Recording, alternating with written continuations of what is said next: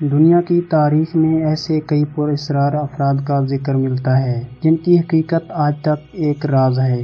یہ اشخاص بغیر کسی شناخت کے دنیا کے سامنے آتے ہیں، تاریخ میں جگہ بناتے ہیں اور پھر اچانک غائب ہو جاتے ہیں۔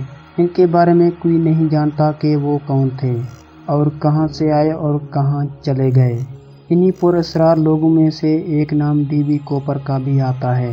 اس شخص کے بارے میں 1971 میں پرنٹ میڈیا پر کافی چرچا رہا اور لوگوں نے اس کے بارے میں بہت سی قیاس آرائیاں کیں، لیکن اس کی اصل حقیقت کے بارے میں کوئی نہیں جانتا۔ یہ کون تھا، کہاں سے آیا اور کہاں چلا گیا؟ نومبر 1971 کو ایک شخص نے بوئنگ 727 جہاز کو ہائی جیک کر لیا اور اغوا کے لیے اس شخص نے لوگوں کو یہ کہہ کر ڈرایا کہ میرے بریف کیس میں بم موجود ہے۔ مذکورہ شخص نے $2 لاکھ اور 4 پیراشوٹ کی ڈیمانڈ کی۔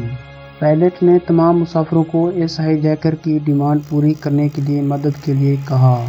بصورت دیگر اگر تمام مسافروں نے ڈالر دینے میں مدد نہ کی تو تمام ہی موت کا شکار ہو جائیں گے، چونکہ مسافروں کے پاس اتنے پیسے نہ تھے کہ اس کی ڈیمانڈ پوری کی جاتی۔ پائلٹ نے قریبی ایئر ٹریفک کنٹرول سے رابطہ کر کے اس کی ڈیمانڈ پوری کرنے کے لیے پولیس اور ایئر کمپنی سے رابطہ کیا۔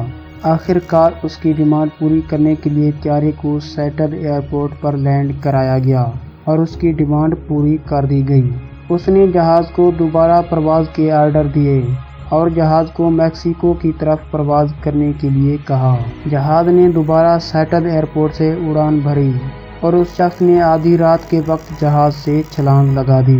حیرت انگیز طور پر نہ تو اس شخص کا آج تک سراغ مل سکا اور نہ ہی یہ کسی کو اس واقعے کے بعد دکھائی دیا۔ یہ کہاں سے تعلق رکھتا تھا اور اس کی منزل کیا تھی، دونوں باتیں آج تک پراسرار ہیں۔ اس شخص کو ڈی بی کوپر کا نام بھی میڈیا ہی نے دیا ہے، کیونکہ بعض مسافروں نے اس کو کہتے سنا تھا کہ اس کا نام ڈین کوپر ہے۔ اس نے ایک کالے رنگ کا بارش میں پہننے والا کوٹ پہن رکھا تھا۔ اس کے پاس ایک